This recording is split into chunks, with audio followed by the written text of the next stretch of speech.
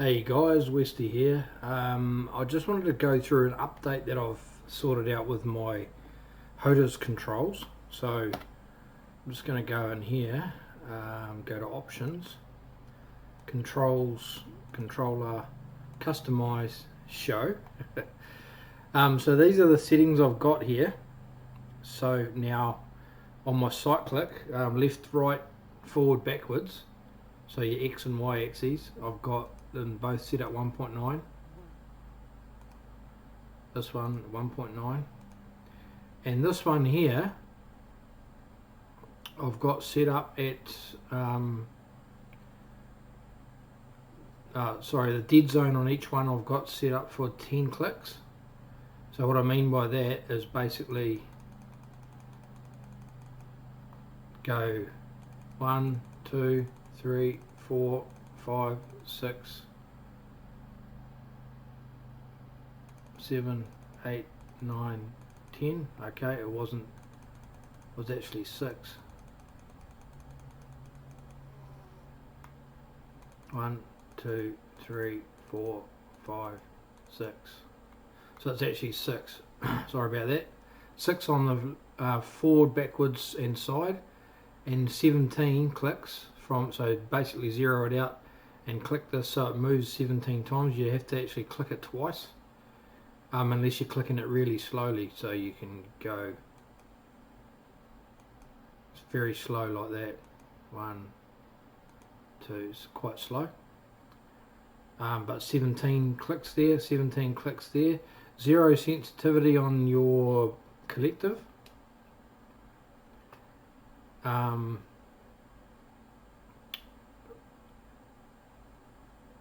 And about 32 clicks on the dead zone for the cyclic, for the collective, sorry, see, throttle control. So the reason why you need that so much is because you need to have quite a dead zone. I'm not too sure if, so basically what I mean dead zone here, where it says 0 and then minus 100, that's fully down collective. Hit 0, it's the dead zone is the distance that you keep moving it up before it starts moving again. Now 32 clicks on a Hotas X52 gives you approximately, I'm just moving it now by hand, about 40 mil, yeah, about 40 millimeters of actual dead zone between, so what that does is it gives you 40 millimeter sweet spot on the controls of hitting a perfect hover, and you need to use the perfect hover position quite often when you're landing, and when you're doing very quick low approach J hooks, which I've been practicing thanks to Grumpy Joe. He's a good guy. Yeah, so I've basically learned, I was doing this partly right. I definitely had these cranked up to 1.5, but he's demonstrated 1.9, but he's using a different controller. He's using an RC controller. I'm using the Hotas X52. So the other update, so that's my settings there. These ones here I haven't got anything set in, so they're probably sliders and stuff like, yeah. So that's a slider and stuff, so don't worry about those. You're not, I haven't got any of them assigned. So go OK, and then OK, and OK again. Now that will give you really good control over the helicopter at all speeds and all situations, and it gives you really good cyclic movement, and a good enough dead zone to make it a good flyable experience.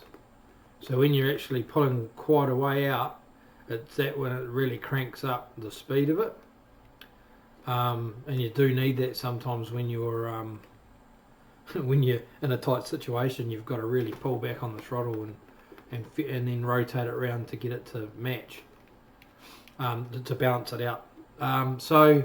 So yeah, the other critical thing is options again, controls, is on my previous video I had, so go to keyboard, helicopter movement, and scroll down until you find raise collective, analog, and raise and lower. So I had that set up, and I found that no matter what setting I had on my dead zone, I could not get a dead zone on my throttle control. So that means I could not get an area where there was nothing happening from my movement. So it was very sensitive to finesse control. You had to feather it all the time, like move it up and down rapidly to get it to maintain a good hover, and that was quite tricky. So I unassigned those two settings, and then I went to the actual primary raise collective. So I'll just go OK for now. So what I did is I put it in the lower position, so forward, and then click raise, and then I raised it.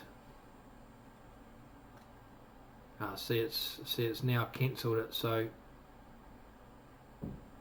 now I'm going to go OK, move it back down again, click in here and pull back, and then go OK. And the same for lowering, you have it in the high position and then you push forward and it will automatically stick that setting, then go OK, OK, and then that's fine, done. So that's the amendments. Cheers guys.